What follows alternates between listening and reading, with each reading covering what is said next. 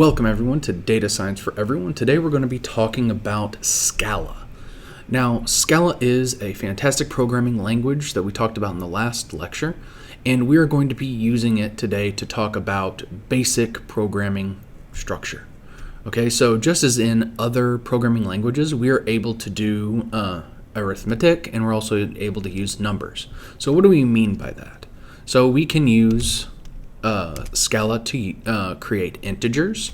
We can make it to create doubles, and then we can also do it for, again, basic arithmetic. So 4 plus 4 is going to give us 8. 4 minus 3 is going to give us 1. Okay, and again we can do something like 4 to the multiplied by 4 is going to give us 16. And again we can also do division. Again, so notice here that this one, all right, I did division, but notice I did 4 divided by 3, and again, this is going to give us our basic integer division with floor division. But if we want to be able to have a result as a double, we need to make sure that it contains a double in it as well.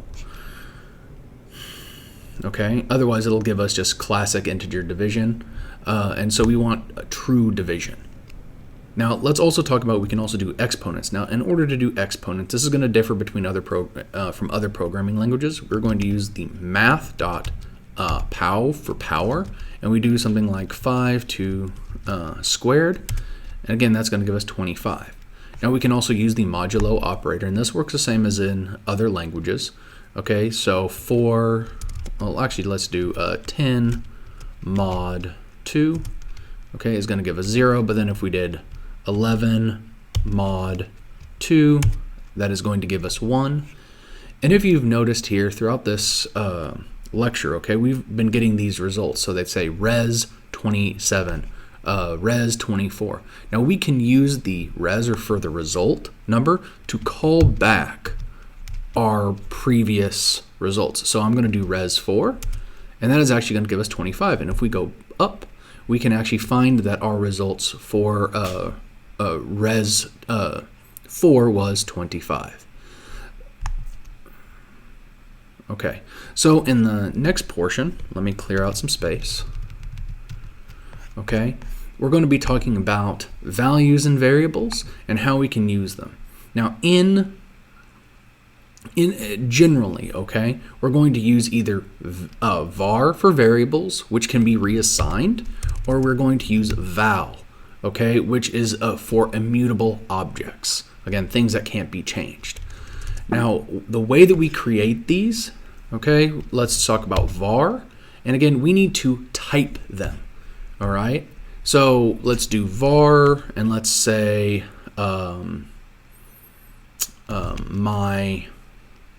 my name, okay, and I'm going to, or actually, you know what, let's start off with integer since we started off with that before. My age int is going to be, and again, I am 34 years old, okay, and so again here we see var my age int is equal to 34.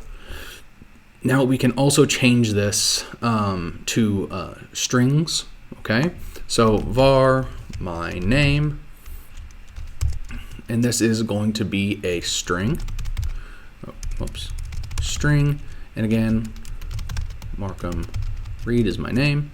And again, notice here that what that output is going to be var, and it's going to have that item to it. Now again, we can recall these back. So my age is going to come back, and then again, I can say my name is also going to be coming back as well as a string. Now again, if we want these to be, these are mutable, okay? So my age, let's say that I'm going to change this to 40, okay? Again, I can change that to my age, and again, it changes to 40. And again, here you can say that it mutated my age. Now, if we use the val, and let's say, let me change this to some number, okay, so and again we want this to be an int, and it's going to be 40, okay, so some number 40. Now if we try to change that, let's make it equal to 50. Notice we get an error here, reassignment to val. Okay, that again, vals are protected. Okay, now we can also do a quick check to make sure again what can be reassigned. Okay, variables can be reassigned. Okay, vals or values cannot be reassigned. Again, this will be very helpful, particularly when we're starting to do data analysis. We want to maybe protect some of our values, and other items we will want to change over time. Okay. Now we do have some invalid names. Okay. Again, you can't have a number in front. All right. And again, it's highly recommended that you don't use punctuation. Okay. You can, but again, I would highly suggest that you don't. Now, the next portion of this, again, let me clear us out some space. Okay, we'll talk about Booleans and comparisons. So just as other programming language, we have true, we have false. Now, please notice that they are all undercase. Okay, this is very similar to JavaScript. For some of you that are familiar with that. Now, we can do also basic comparisons. So 2 is greater than 4. Okay, will give us false, but 4 is greater than 2, comes back true. Okay, now we also have, just as with other languages, is 3 greater than or equal to 2. Again, that's going to give us true, and then we can also do something like 3 is less than equal to 3. Okay, and again, that's going to give us back true. Now we also have equals. So 2 is equals, and again, we do equals is equal to 1. It's going to give us false, but 2 is equivalent to 2 is going to give us true, and then we have not equal to. So 5 is not equal to 0 is also going to give us true. Again, this is just a quick introduction that we're going through today. We will go into more detail about these later on in the series. Right now, let's talk about strings and regular expressions. So first off, we can print strings. So print ln hello class. Okay, and that prints out things as well. And then we can also do concatenation. Okay. And also something that I haven't talked about before is, but again, the 2 forward slashes is for comments for you guys, so you can see them as we go along. So let's say that we want something like val greeting is going to be hello, and then again we can do something like plus Jim. Okay, and let's give some punctuation in there because we're not savages. All right, so now we can do print ln and then greeting. Okay, and notice here that gives us hello Jim, but if we also look at greeting by itself, again, it's hello Jim, and it is a string together. Now, just as we have in other languages, okay, we can have a lot of repeats. So let's say we want to greeting multiplied by 10. Notice here it's hello Jim, hello Jim, hello Jim, hello Jim. It's going to just keep repeating it 10 times over. Now the same thing, we can do greeting, and we can do length. Okay, grab the length method, and again that gives us a length of 10. So again, hello Jim with exclamation point is going to be 10 characters long.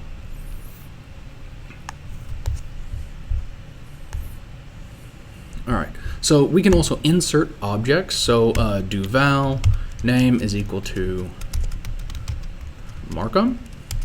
Okay, and we can do use string interpolation. So we can, just as we had our greeting before, let's say val greeting is equal to, and again we'll use this S string formatting, hello, and then use the $sign, squiggly bracket, name, in squiggly bracket, enter, and again notice here now we have hello Markham, and again this will be very useful whenever you're wanting to have string insertion. Now we can also do other types of interpolation, but we can let's maybe get this a little bit more complex. Okay, we can use f-string printing. So print f a string, an integer, and a float. And so this will be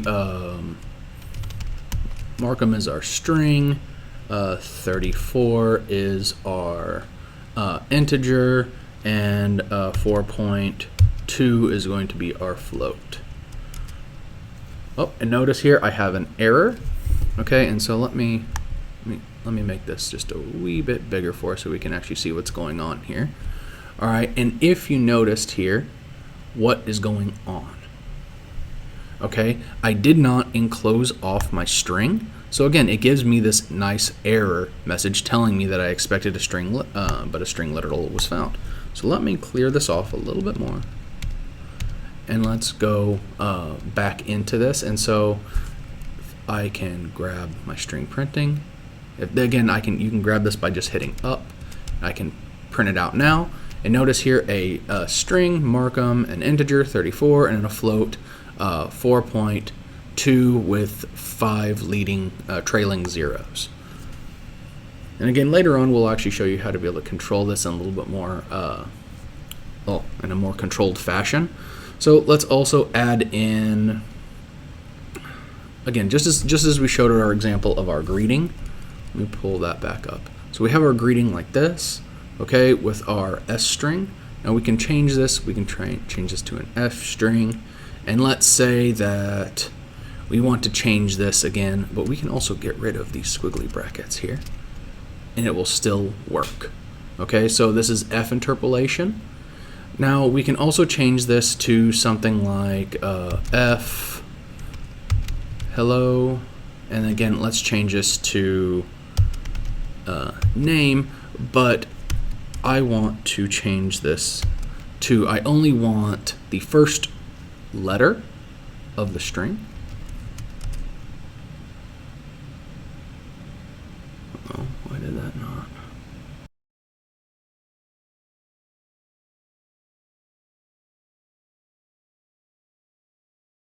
Oh, oh, whoops, no wonder. Okay, so I need to change this again. I had a little bit of a mistake in here, and so I need to also have a decimal in there. Okay, so again here we're grabbing only the first letter, and so maybe we want to grab the first 2 letters. Okay, and again maybe we want to grab the first 3 letters, and so on. Okay, now also again this is how we're doing our string indexing. Okay. Okay, start again. All right, so in this instance, let's create a string called S, and this will be a long sentence. Now we can grab in index strings. Okay, so we can grab things by index location, s.char at, so again for character at 0. All right, and that is going to give us T. And again, character at index, let's do 10, is going to give us B. Okay, so for BE. We can also use regular expressions. Okay, so let's do val string is going to equal word 1, word 2, word 3, word 4. Okay, now we can use the contains keyword. So S contains word 1 is going to bring back a Boolean of true. Now let's say that if we want an exact match, S matches word 1. It's going to give us false because again the whole sentence structure here is word 1, word 2, word 3, word 4. Now we can also do slicing. Okay, so again we use the keyword in this instance as slice. All right, so S slice, and we give it a tuple of 0 to 2. All right, let's try this. Let's slice 0 to 2. Okay, so they're changing. They're going to be changing up slice to more of a method syntax for strings. All right, I wonder if that works too. Contains work 1. All right, that works as well. So they're changing this more up to a method syntax. So that's something that we're going to have to change in the future, but let's just keep that in mind. Now you can also do something like you want s.slice, and we want to start at 2, go to the end. Is it going to be an illegal expression? So then we want something like s.length will give us everything from the start of 2 all the way up to the end. Now this last section in here, we're going to be talking about tuples, okay, and then later on we'll actually start looking at our collection series. So what are tuples? Now tuples are ordered sequences of values, and again they can be of multiple data types. So these are very similar in the instance of lists and tuples in Python, but one thing that we need to do, okay, is we can actually we don't have to value type anything, but let's call this just a tup, and it's going to equal 3, 5, hello, 2.3, and true. So again, here you can see that it actually types each instance and each item in the sequence. They can also be nested. So let me just type one out. 3, 3, 2, or 4, 4, or 5. Whoops. Again, that's because I didn't put a number inside there. There we go. So now again, we can see that they are nested. Now, just as we had other items, we can actually use the underscore in notation for accessing elements.